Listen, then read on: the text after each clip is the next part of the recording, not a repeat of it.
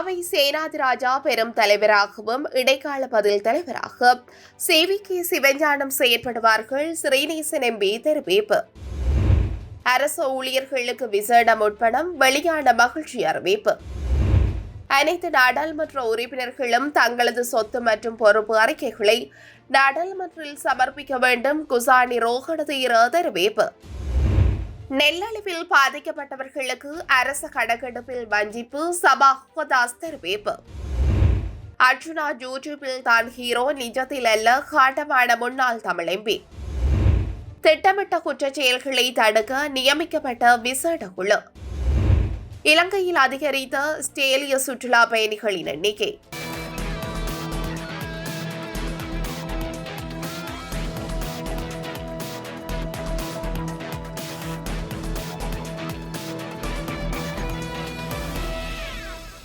மாவை சேனாதிராஜா அவர்கள் அரசியல் குழு தலைவராகவும் பெரும் தலைவராகவும் இருப்பார். இடைக்கால பதில் தலைவராக சேவிக்கு சிவஞானம் செயற்படுவார்கள் என இலங்கை தமிழரசு கட்சியின் ஊடக பேச்சாளரும் பாராளுமன்ற உறுப்பினருமான ஸ்ரீநேசன் தெரிவித்துள்ளார். வவுனியாவில் இன்று இடம்பெற்ற மத்திய குழு கூட்டத்தின் பின் ஊடகங்களுக்கு கருத்து தெரிவித்த போதே அவர் இவ்வாறு தெரிவித்தார். அவர் மேலும் தெரிவிக்கையில், மத்திய குழு கூட்டத்தின் நிகழ்ச்சி நிரலில் பல விடயங்கள் இருந்தாலும் கூட முதலாவதாக தலைவர் விடயம் குறித்து பேசப்பட்டது.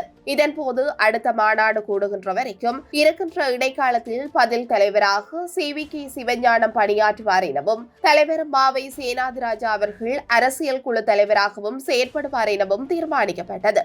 அது மட்டுமல்லாமல் மாவை சேனாதிராஜா அவர்கள் ஒரு பெரும் தலைவராக இருப்பார் என்றும் சொல்லப்பட்டது. அரசியல் ஜாப்புகளுக்கு அப்பாற்பட்ட பதவிகளில் இருப்பது அர்த்தமில்லை எனவும் பிரஸ்தாபிக்கப்பட்டது. வாத பிரதிவாதங்களுக்கு மத்தியில் இத்தீர்மானம் எடுக்கப்பட்டது என தெரிவித்துள்ளார்.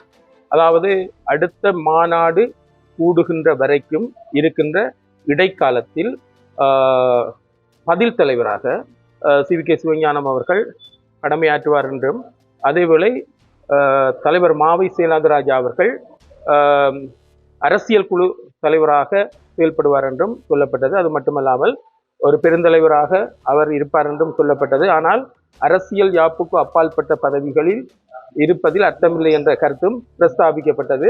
எனவே இன்றைய நிலையில் எடுக்கப்பட்ட முடிவின்படி இடைக்காலத்தில் அடுத்த மாநாடு கூடுகின்ற இடைக்காலத்தில் பதில் தலைவராக சிரேஷ்ட உதவி தலைவராக இருக்கின்ற சிவிகே சிவஞானம் அவர்கள் பணியாற்றுவார் என்றும், அரசியல் குழுவின் தலைவராக மாவை சேனாதிராஜா அவர்கள் பணியாற்றுவார் என்ற கருத்தில் இணக்கப்பாடு வாத பிரதிவாதங்களின் மத்தியில் ஏற்பட்டது. 2025 ஆண்டுக்கான அரசு அதிகாரிகளுக்கு விசேட முற்பணமாக 4000 ரூபாய் வழங்க அரசாங்கம் தீர்மானித்துள்ளது. பொது நிர்வாக அமைச்சின் செயலாளர் ஆலோக் பண்டார இதனை தெரிவித்துள்ளார். எதிர்கால வேதனத்தில் கழிக்கப்படும் வகையில் இந்த முற்பண தொகை வழங்கப்படும் எனவும் அவர் குறிப்பிட்டுள்ளார். இதன்படி இந்த முற்பணம் ஜனவரி மாதம் 1ஆம் தேதியில் இருந்து பிப்ரவரி மாதம் 28ஆம் தேதிக்குள் செலுத்தப்பட உள்ளது. இது தொடர்பான நடவடிக்கைகள் அமைச்சின் செயலாளர், மாகாண பிரதம செயலாளர் மற்றும் திணைக்கள தலைவர்களினால் மேற்கொள்ளப்படும் எனவும் பொது நிர்வாக அமைச்சின் செயலாளர் ஆலோக பண்டார தெரிவித்துள்ளார். அனைத்து நாடாளுமன்ற உறுப்பினர்களும் அடுத்த வருடம் பிப்ரவரி மாதம் 15ஆம் தேதிகளுக்கு முன்னர் தங்களது சொத்து மற்றும் பொறுப்பு அறிக்கைகளை நாடாளுமன்றத்தில் சமர்ப்பிக்க வேண்டும் என நாடாளுமன்ற செயலாளர் நாயகம் குசானி ரோஹணதீர இதனை தெரிவித்துள்ளார். புதிய ஊழல் எதிர்ப்பு சட்டத்தின் 82வது பிரிவின் கீழ் நாடாளுமன்ற உறுப்பினர்கள் பதவியேற்று 3 மாதங்களுக்குள் தங்களது சொத்து மற்றும் பொறுப்பு அறிக்கைகளை சமர்ப்பிக்க வேண்டும் என அவர் குறிப்பிட்டுள்ளார். இதேவேளை தேர்தலில் போட்டியிடும் அனைத்து வேட்பாளர்களும் தங்களது கல்வி தகவல்களை கட்டாயமாக சமர்ப்பிக்க வேண்டும் என்ற வகையில் சட்டம் இயற்றப்பட வேண்டும் என சில தேர்தல் கண்காணிப்பு அமைப்புகள் கூறுகின்றன. இவ்வாறு இயற்றப்படும் சட்டத்தில் ஒவ்வொரு வேட்பாளரும் தமது சுய விவரத்தை தேர்தல் ஆணைக்குழுவிடம் சமர்ப்பிக்கக்கூடிய வகையிலான சரத்தும் உள்ளடக்கப்பட வேண்டும் என பெப்ரல் அமைப்பின் நிறைவேற்று பணிப்பாளர் ரோஹண ஹெட்டியாராஜி தெரிவித்துள்ளார்.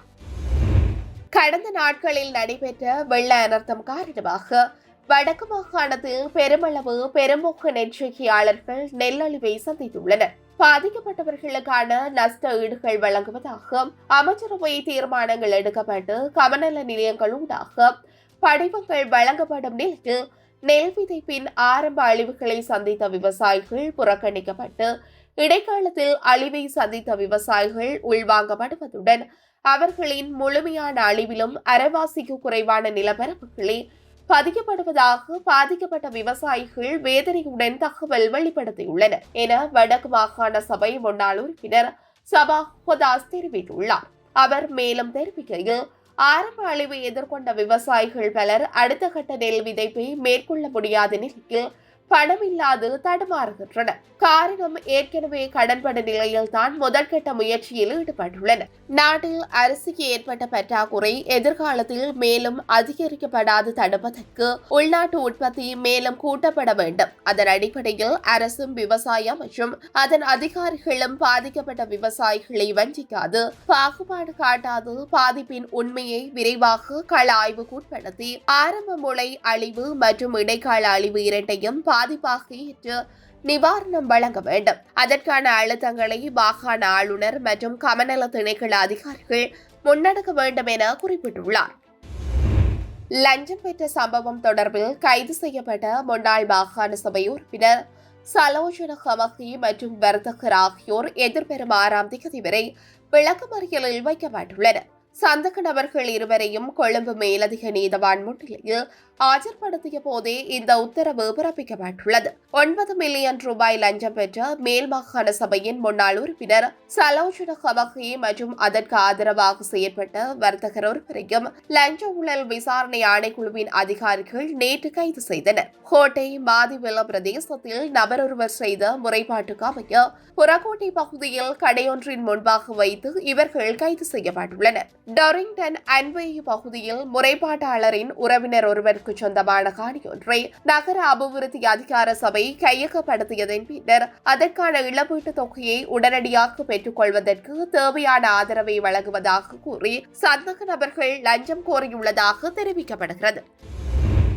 பாராளுமன்ற உறுப்பினர் ராமநாதன் அர்ஜுனா யூடியூபில் தான் ஹீரோ, நிஜத்தில் அல்ல என தமிழ் தேசிய கட்சியின் செயலாளர் MK சிவாஜிலிங்கம் தெரிவித்துள்ளார். யாழ் ஊடக அமையத்தில் இன்று இடம்பெற்ற ஊடக சந்திப்பில் இவ்வாறு தெரிவித்தார்.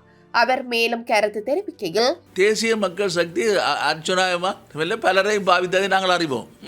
சும்மா கிடந்த வியாபாரிகள் என்று சொன்னவர்கள் கூட இங்கே ஊடக மையத்திலே வந்து அலறியதை பார்த்தோம். பலருக்கு பின்னாலே தேசிய மக்கள் சக்தி இருந்தது. பல கட்சிகள், பல ஊடகவியலாளர்கள், பல ஊடக அமைப்புகளே ஊடுருவி இருந்தார்கள். ஊடுருவித்தான் இந்த மாபெரும் வெற்றியை அவர்கள் சுயரித்தார்கள். இதெல்லாம் பொய்யும் புரட்டும் எத்தனை நாளைக்கு கொஞ்சம் கொஞ்சமாக வெளிச்சத்துக்கு வரும் என்பதுதான் என்னுடைய கருத்து. பொய்யும் புரட்டும் அவற்றை விடயங்களிலே அவர் பெரிய ஹீரோவாக இருக்கிறது இந்த யூடியூப்பில். நிஜத்திலே அவர் தன்னுடைய செயற்பாடுகளை காட்ட வேண்டும். யூடியூப்பில் காட்டி வேலை இல்லை. மக்களுக்கு தேவை சேவை. அதை நீங்கள் செய்வீர்களாக இருந்தால் உங்களை நாங்கள் பாராட்டுவோம், வாழ்த்துவோம்.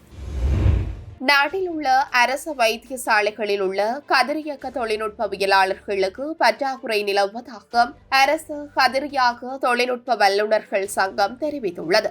இதன் காரணமாக வைத்தியசாலைகளில் பாரிய பிரச்சினைகள் உருவாகியுள்ளதாக அந்த சங்கத்தின் தலைவர் சானக தர்ம விக்ரம தெரிவித்துள்ளார். தற்போது வைத்தியசாலைகளில் MRI பரிசோதனை உள்ளிட்ட பல பரிசோதனைகள் மேற்கொள்ளும் கதிரியாக்க தொழில்நுட்ப வல்லுநர்களுக்கு பாரிய வெற்றிடம் நிலவுகிறது. அது வெறுமெனவே கடந்த சில நாட்களில் ஏற்பட்ட பிரச்சினை அல்ல. இந்த விடயம் தொடர்பில் ஏற்கனவே சுகாதார அமைச்சின் அதிகாரிகளுக்கு அறிவுறுத்தப்பட்டுள்ளது. குறிப்பாக கடந்த அரசாங்கத்தின் காலப்பகுதியில் புதிய பணியாளர்களை இணைத்துக் கொள்ளாதிருக்க மேற்கொள்ளப்பட்ட தீர்மானமும் இதன் தாக்கம் செலுத்தியுள்ளதாக கதிரியாக்க தொழில்நுட்ப வல்லுநர்கள் சங்கத்தின் தலைவர் சானக தர்ம விக்ரம தெரிவித்துள்ளார்.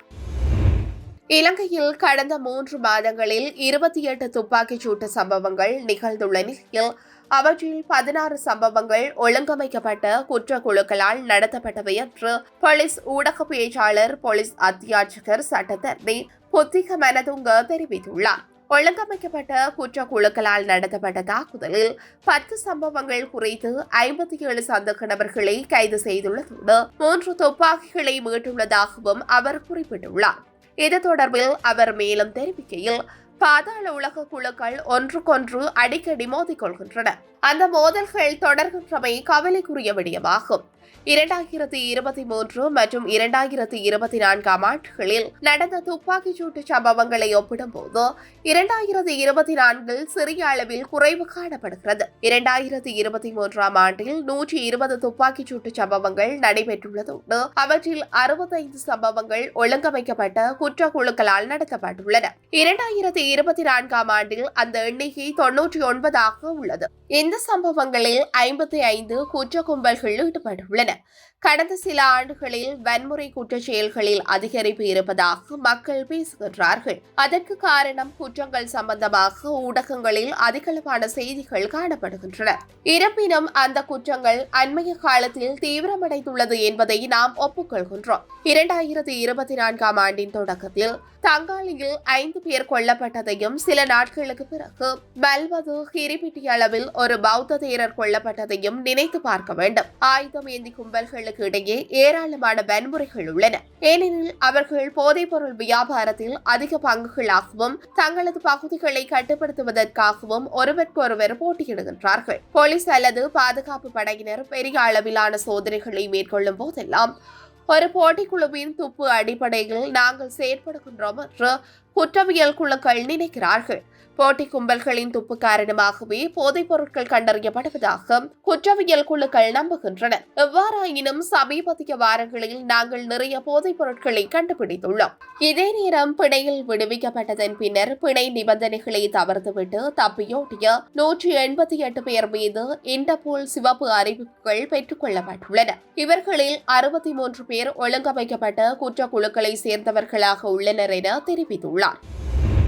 நாட்டில் இடம்பெறும் திட்டமிட்ட குற்றச் செயல்களை தடுத்து நிறுத்துவதற்காக பதில் போலீஸ் மா அதிபரின் தலைமையில் விசேட குழு ஒன்று நிறுவப்பட்டுள்ளது. அண்மை காலமாக அதிகரித்து செல்லும் துப்பாக்கிச் சூட்டு சம்பவங்கள் மற்றும் வன்முறை சம்பவங்களை தடுக்கும் நோக்கில் இந்த குழு நியமிக்கப்பட்டுள்ளது. மேல் மற்றும் தென் மாகாணங்களுக்கு பொறுப்பான பிரதி போலீஸ் மா அதிபர்களும் இந்த குழுவில் தலைவர்களாக செயல்படுகின்றனர் என தெரிவிக்கப்படுகிறது. சிரேஷ்ட போலீஸ் அதிகாரிகள் 20 பேரின் பெயரை உள்ளடக்கியதாக இந்த விசேட குழு நியமிக்கப்பட்டுள்ளது. போலீஸ் விசேட அதிரடிப்படை, விசேட போலீஸ் பிரிவு மற்றும் குற்ற விசாரணை பிரிவு உள்ளிட்ட பல்வேறு பிரிவுகளை பிரதிநிதித்துவம் செல்லும் உயர் போலீஸ் அதிகாரிகள் இந்த குழுவில் அங்கம் வகிக்கின்றனர் என்பதும் குறிப்பிடத்தக்கது. டிசம்பர் மாதத்தில் நாட்டிற்கு வருகை தந்த ஸ்டேலிய சுற்றுலா பயணிகளின் எண்ணிக்கை அதிகரித்துள்ளது. இதன்படி இம்மாதத்தின் முதல் 25 நாட்களில் நாட்டிற்குள் வருகை தந்துள்ள ஸ்டேலிய சுற்றுலா பயணிகளின் எண்ணிக்கை 1675 பதிவாகியுள்ளது. முன்னதாக கடந்த நவம்பர் மாதம் 878 ஸ்டேலிய சுற்றுலா பயணிகள் நாட்டிற்கு வருகை தந்திருந்தமை குறிப்பிடத்தக்கது. அவசர சிகிச்சைக்காக நேற்று முன்தினம் ஸ்ரீ ஜெயவர்த்தனபுர வைத்தியசாலையில் அனுமதிக்கப்பட்ட வயோதிபத்தாய் நிபுணத்துவ மயக்க மருந்து நிபுணர் ஒருவரை தீவிர சிகிச்சை பிரிவுக்கு அழைத்து வந்து தேவையான சிகிச்சைகளை வழங்க முடியாத காரணத்தினால் உயிரிழந்துள்ளார். உயிரிழந்தவர் வெளிநாட்டில் வசிக்கும் இலங்கை வைத்தியர் ஒருவரின் தாயார் என தெரிய வந்துள்ளது. வைத்தியசாலையில் 4 விசேட மயக்க மருந்து நிபுணர்கள் இருந்தும் அவர்களில் ஒருவரை கூட குறித்த நேரத்தில் கடமைக்காக அழைத்து வர முடியாத காரணத்தினால் இந்த மரணம் ஏற்பட்டுள்ளதாக வைத்தியசாலை வட்டாரங்கள் தெரிவிக்கின்றன. இதேபோல் ஒரு வாரத்துக்கு முன்பு விஞ்ஞான மற்றும் அறுவை சிகிச்சை திட்டமிடல் மற்றும் தேவையான நேரத்தில் மயக்க மருந்து நிபுணர் இல்லாததால் ஒரு குழந்தை இறந்துள்ளது. குழந்தை இறந்த போது அறுவை சிகிச்சையின் போது பணியில் இருக்க வேண்டிய 4 மயக்க மருந்து நிபுணர்களில் 2 பேர் அந்த நேரத்தில் மருத்துவமனையில் இல்லாமல் அந்த மரணம் நிகழ்ந்துள்ளமை குறிப்பிடத்தக்கது.